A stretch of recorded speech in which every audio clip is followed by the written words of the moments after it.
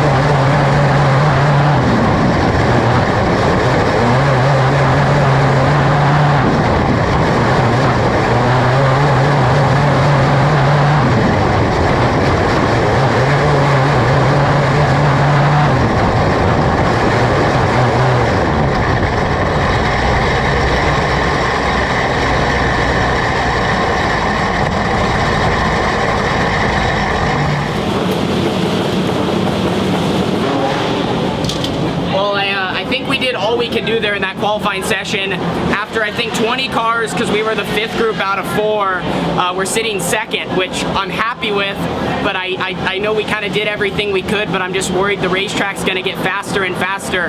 It's super slick, but it's starting to get, not abrasive, but it's just getting so clean that even if it gains a 10th or 2, some of these guys could start to bump us down. So we did all we could do. I felt like my laps were fairly good, but it's just extremely slick and kind of, I don't think we were necessarily expecting it to be how it was. So we'll update you, but like I said, sometimes you just have to take that 2nd quick so far.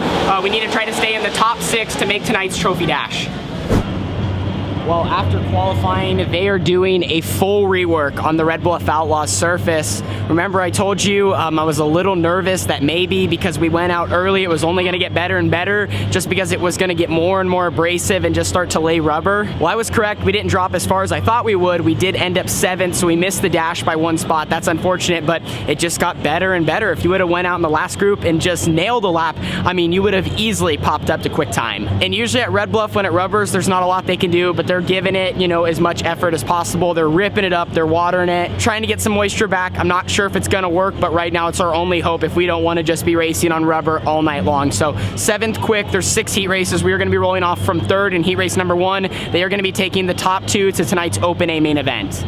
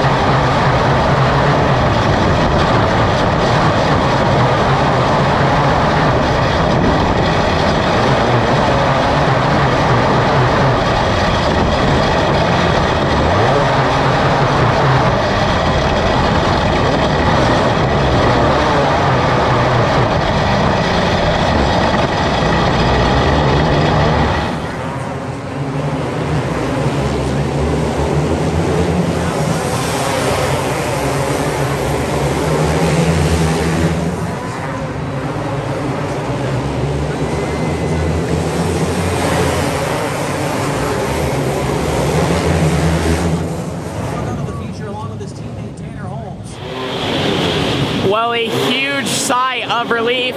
We were able to transfer straight through our heat race into tonight's 30-lap open feature.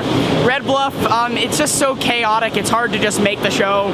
52 opens tonight. A lot can go wrong. 2 transferring out of our heat races and things just get wild. Luckily, I was able to start third and run second and transfer. My teammate Landon Brooks, who was also in my heat, started front row outside and was able to win it. So a good start for both the Factory QRC cars. And even though it's very noisy, I forgot to ask you guys what you think of our new wraps. Orange, it's a little different, but like I said earlier in the video, it definitely stands out. But now we do have a good amount of downtime as they have to run the rest of the heat races and then also all the lower main events and trophy dashes. It's roughly 5:30 right now, and I don't think our open feature is going to roll off probably towards close to 11 tonight, so it's definitely going to be late.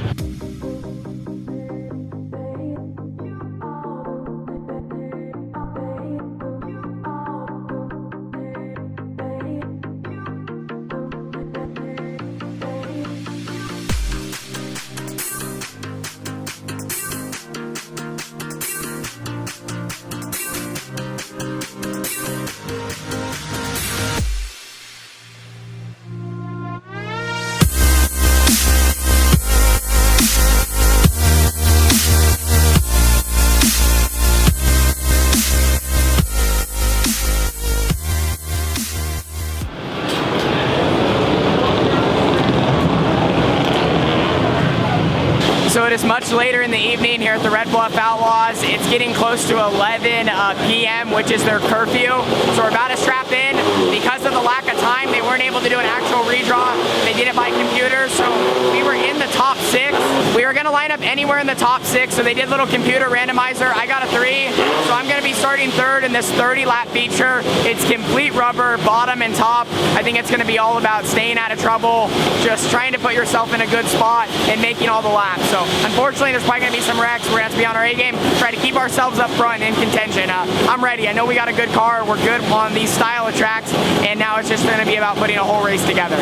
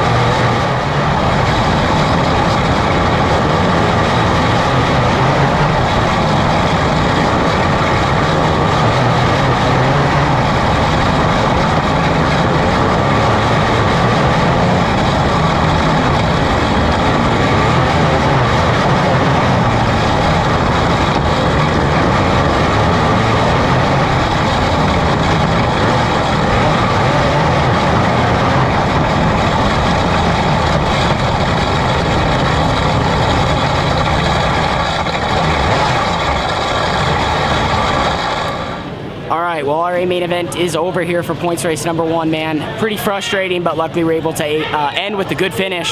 Started third, got to battling for the lead with actually, we call it our parking lot teammate, because they're Salco right across the way over at Factory QRC. Side by side there for a couple laps. Really, really good racing. I just couldn't get my car to, on the slide jobs, I couldn't get it to get to the center and then take off. It would sputter or bog, and I never won the drag races down the straightaway. So ended up coming home 4th after getting sent to the back, probably 10th or 12th. So luckily we were able to stay out of trouble and just do our job. I know it's kind of late night, first points race, shake it down.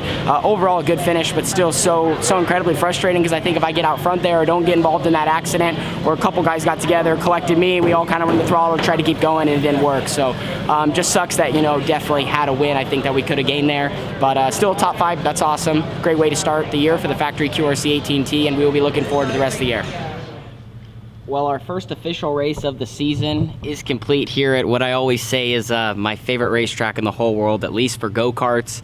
This place has taught me so much, and tonight we're able to come home with the 4th place finish, which is a good way to start the year. Never mean to sound frustrated in the videos, but that's part of racing. Felt like I got out of the car, and obviously, like I said, you're happy with the finish, but as a racer, you always want more, especially with the position we were in. We were so close to possibly getting the lead. I think if the 18T gets out front, we can win the race, and we could definitely just set a rapid pace and try to stay out in front of the field. The racetrack was very abrasive in both lanes, but it seemed like the top right around the crease was kind of the preferred. I'm very fortunate that I did not tip over, just like a lot of other drivers, because what happens is we're getting so tight. It's almost like you're racing on asphalt. So when you go into the corner, the left rear hikes up, especially in traffic. It's so much harder to race in traffic. At least when you're in clean air, you can have different lifting points, but when you're behind other cars, you're racing off of how they race. You can only drive as hard as they can without running into them, and so it's very easy to get tight, bike up, and almost go on your lid. But overall, I do want to thank Factory QRC, Jimmy Elledge, Durst Incorporated, Jet Fitness and Jet Performance Labs, Burris Racing Tire, Adams Investing, and everyone that supports the Factory QRC program. It's awesome to get to run with them, and just glad that we're able to start off the season on the right foot. Consistency, consistency, consistency. That's what we want to do throughout these 12 points races, and that's how you give yourself the best chance to win a championship. But here's one last look at our surface for the night. Like I said, it sucks that we weren't able to be in victory lane, but a top 5 out of 53 opens is nothing to hang our heads on, and that's just how this place is. You can be the best car every single night and not win, just based on circumstances, how things play out, wrecks, and the diciness and the wildness that the Red Bluff Outlaws surface and just this atmosphere brings. So we will see you guys on the next one. Thank you for riding along with me for my journey, and stay tuned for more winter Outlaw Kart vlogs as we kind of hang out during the off season and race a little bit, and then we'll be back in full swing, to start 2022 early in those months as we get back sprint car racing, but that's still a couple months away. See you guys all in the next one. Deuces.